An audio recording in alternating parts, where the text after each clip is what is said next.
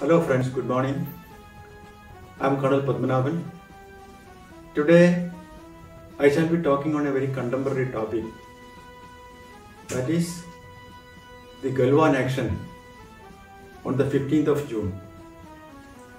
India's retaliation at the Galwan post on the 15th of June was a befitting reply which China might not have anticipated.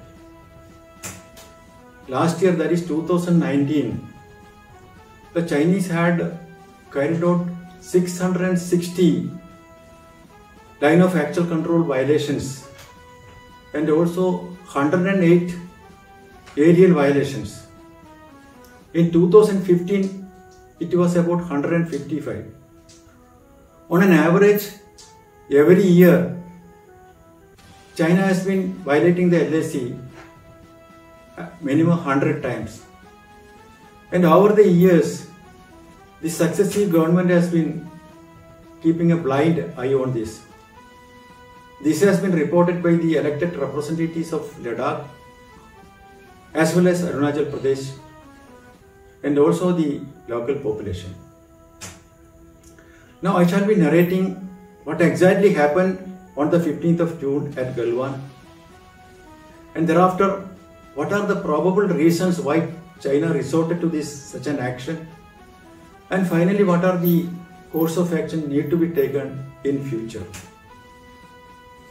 So exactly 10 days before the Galwan action, there was a Lieutenant General level mediation meeting held at the Petrol Point 14, and it was decided to remove a temporary structure which Chinese PLA force has constructed on the Indian side, that is exactly at the vertex where the Galwan river takes a bend. It was in army parlance we call it an observation tower, and the very next day after the meeting the temporary structure was removed. But however, on the 14th of June, surprisingly the same structure has re-erected. So the commanding officer of the 16th Bihar regiment, which was deployed near the LAC, he decided to walk across, meet the troops and find out why it has come up again. So around 7 o'clock, he took about 35 men from his battalion, including 2 company commanders, and reached the spot. There he found a totally new familiar faces of PLA troops. Earlier troops who were there, they moved out to take part in an exercise, PLA exercise at the Tibetan region. So seeing the Indian troops at the side, the PLA troops, they became belligerent. So when the commanding officer asked him, why did they re-erect the structure? And that was the time they pushed him backwards. यानी कि वो उनको धक्का दे दिया पीछे की तरफ और उनको चाइनीज लैंग्वेज में गाली क्लोज कर दिया.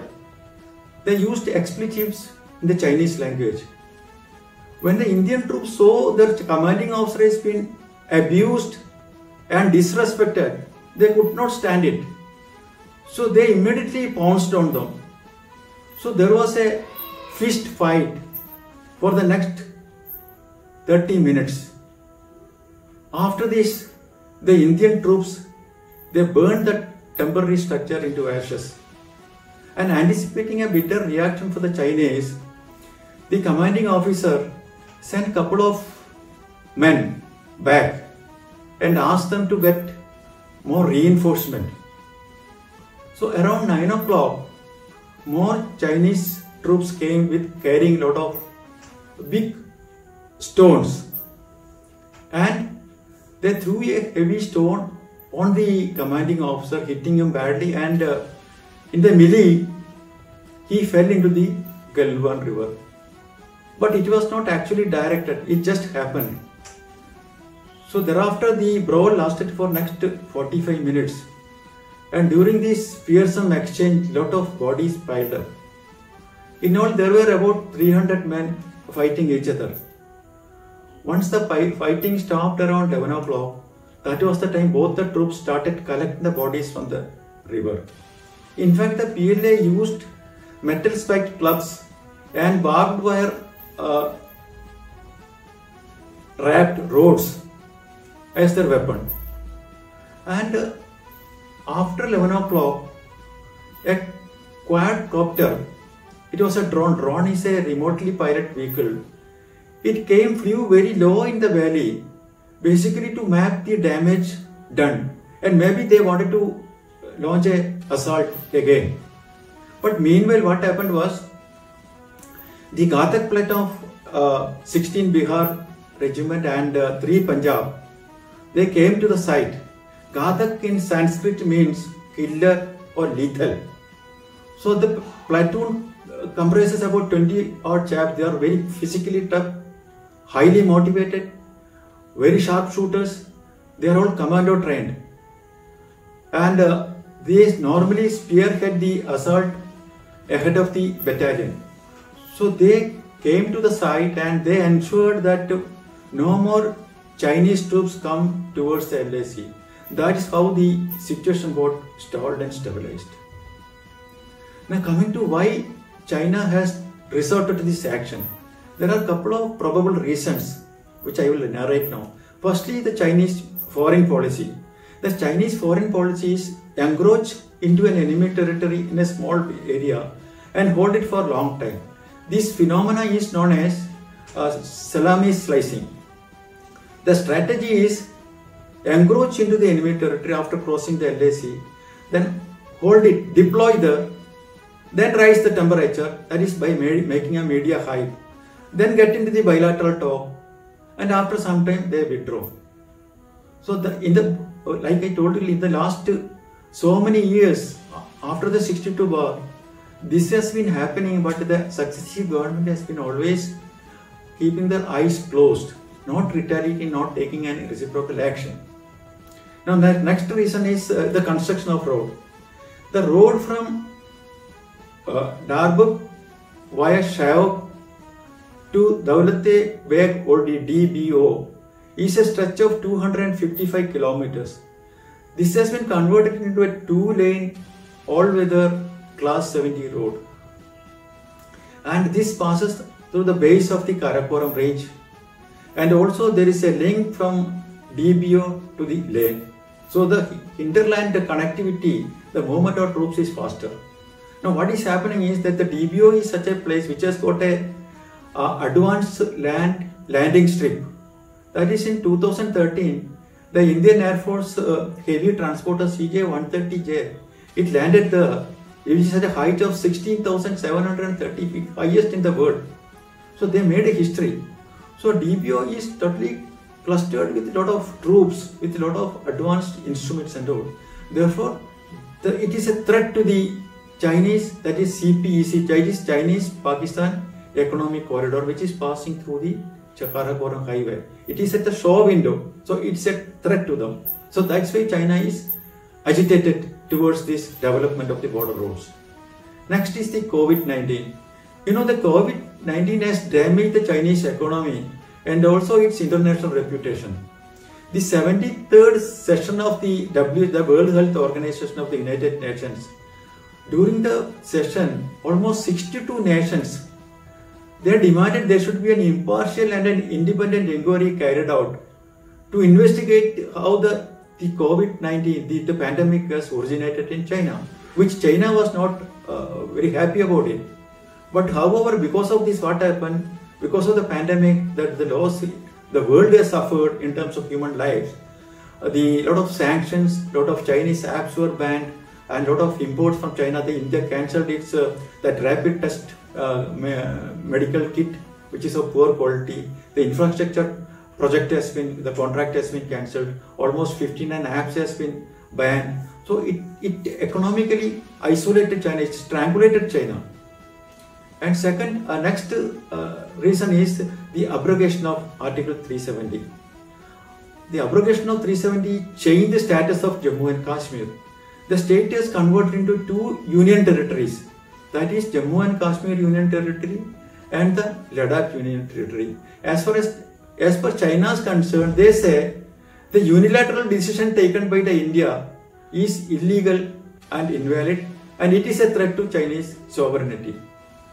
And ever since, China has been counteracting against the Kashmir issue.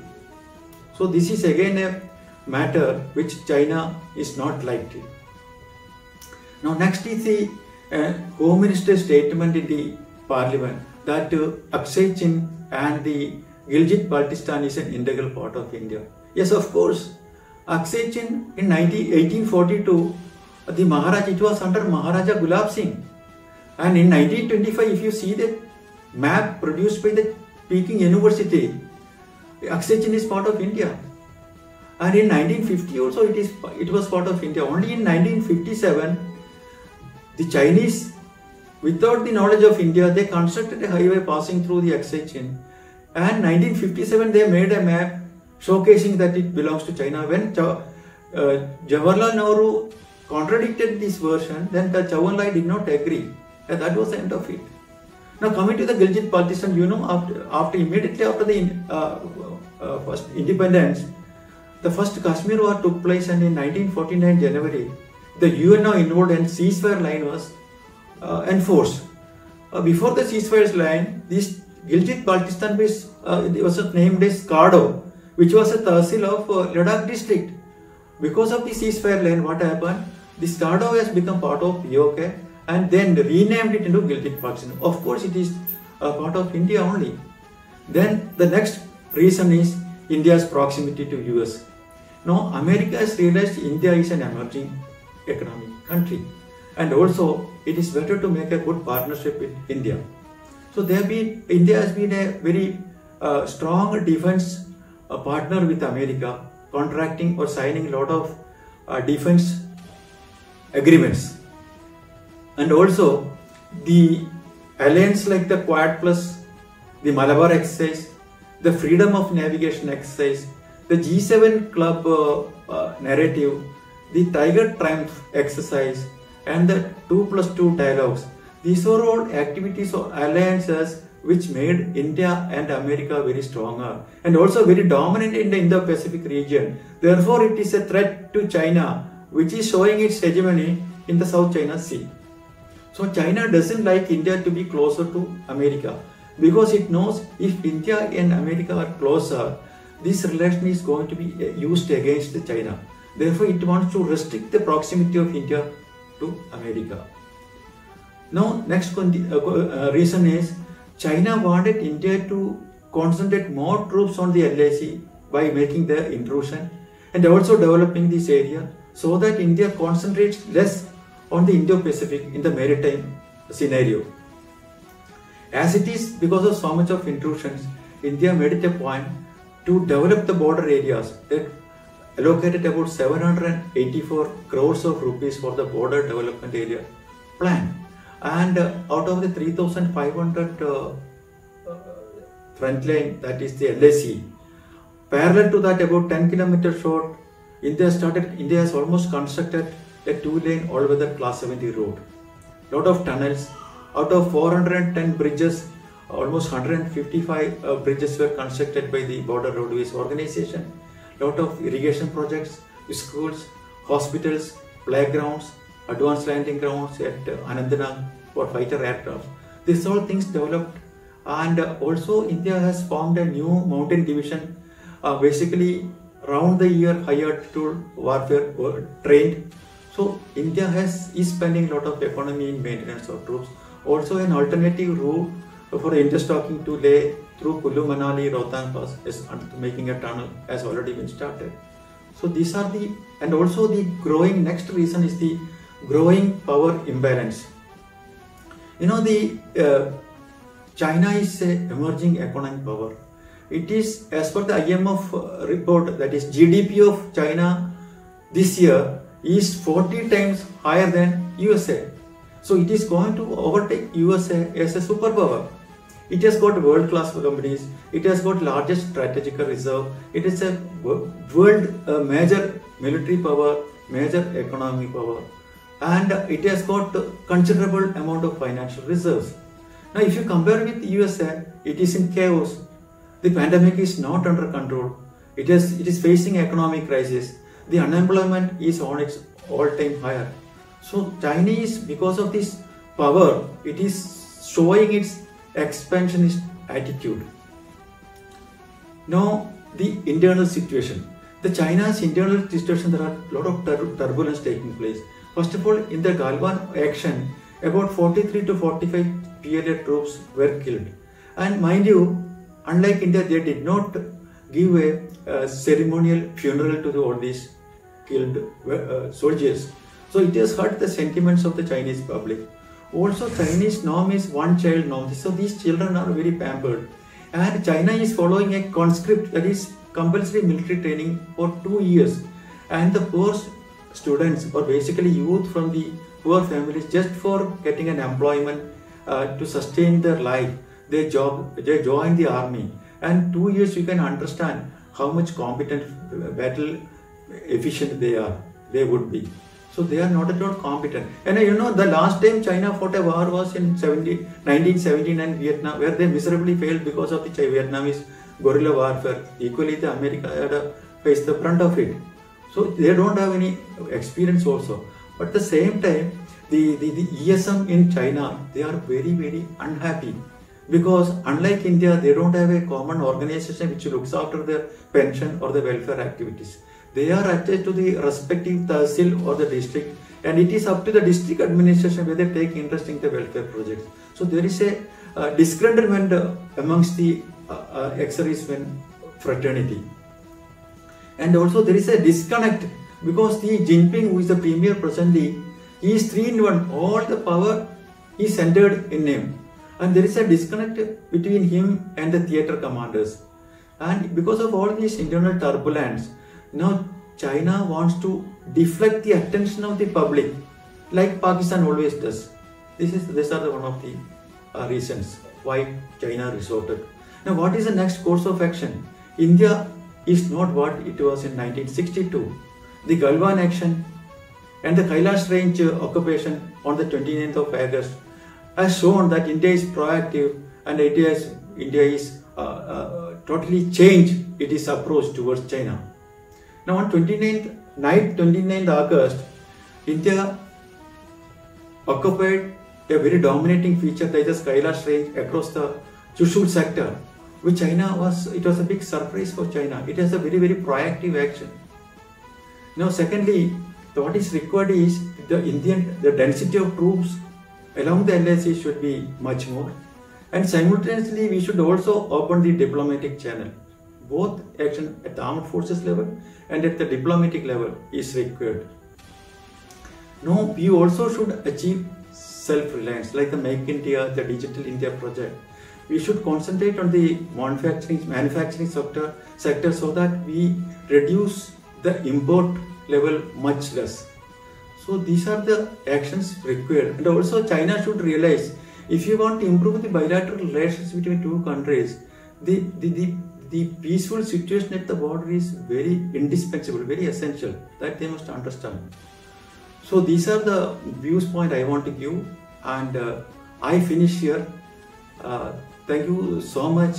I would request each one of you, after listening to me, kindly subscribe and also share with your friends. Thank you very much. Jai Hind.